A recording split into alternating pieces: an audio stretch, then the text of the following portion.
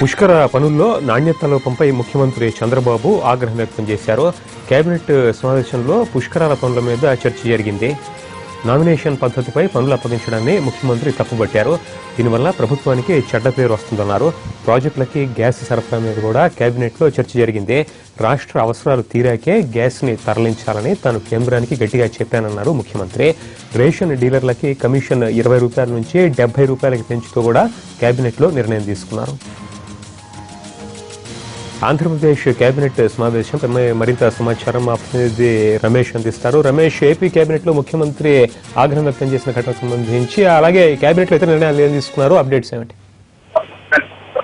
పుష్కర పనులపై కేబినెట్ లో సుదీర్ఘ చర్చ జరిగింది. పుష్కరాల పనులు జరుగుతున్న తీరు, వాటి నాణ్యతపై ముఖ్యమంత్రి అధికారులు మంత్రులతో కేబినెట్ సమావేశంలో ఒకంత సమీక్ష లాంటిది నిర్వహించారు. నామినేషన్ పద్ధతిలో పనులు ఎందుకు అప్పగించాల్సి వచ్చింది అనే అంశంపై ముఖ్యమంత్రి తీవ్ర అసహనాన్ని, ఆగ్రహాన్ని వ్యక్తం చేసినట్లుగా తెలుస్తా ఉంది.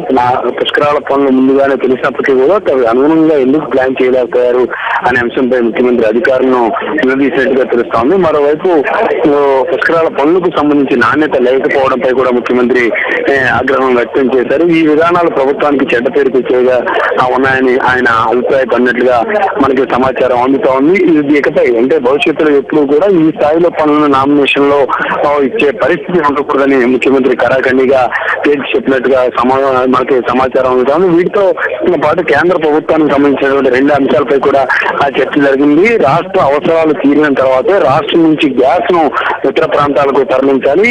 రాష్ట్ర అవసరాలు తీరకుండా గ్యాస్ ను ఇక్కడి నుంచి తీసుకువెళ్ళడానికి అంగీకరించేది లేదు అని కూడా ముఖ్యమంత్రి మంత్రివర్గ సహచరులతో అన్నట్లుగా మనకు తెలుస్తోంది. ఈ విషయంలో ఎప్పటికే కేంద్రానికి తాను స్పష్టం చేశానని, భవిష్యత్తులో కూడా దీనిపై గట్టి స్టాండ్ తో వ్యవహరించాల్సినటువంటి అవసరం ఉంటుందని ముఖ్యమంత్రి అభిప్రాయపడ్డారు. మరోవైపు ఆ పుష్కరాలు కేంద్రంతో ఈ గ్యాస్ అంశంతో పాటు కేంద్రం నిధులు ఇవ్వటం లేదు. పుష్కరాలకు సంబంధించి గతంలో నిధులు ఇచ్చే సాంప్రదాయం ఉండేది, కానీ నీతి ఆయోగ్ ఏర్పడిన తర్వాత అది నిధులు ఇచ్చేటటువంటి సాంప్రదాయానికి కూడా కిలోదకాలు ఇచ్చారు. ఇవన్నీ కూడా రాష్ట్రానికి కొంత ఇబ్బందిగా మారే పరిస్థితి కూడా ముఖ్యమంత్రి ప్రస్తావించినట్టుగా తెలుస్తోంది. ఇక పుష్కరాల నిర్వహణతో పాటు ఈ 29ని చేపట్టబోయేటటువంటి వనం కార్యక్రమం ఎలా ఉండాలనే దానికి సంబంధించి మరి కొద్దిసేపట్లో ముఖ్య అధికారులతోనూ మంత్రులతో సుదీర్ఘ సమావేశాన్ని నిర్వహించబోతున్నారు. వాటిపై కూడా ముఖ్యమంత్రి కేబినెట్ లో కొద్దిపాటి సమయం చర్చించినట్లుగా మనకు తెలుస్తోంది.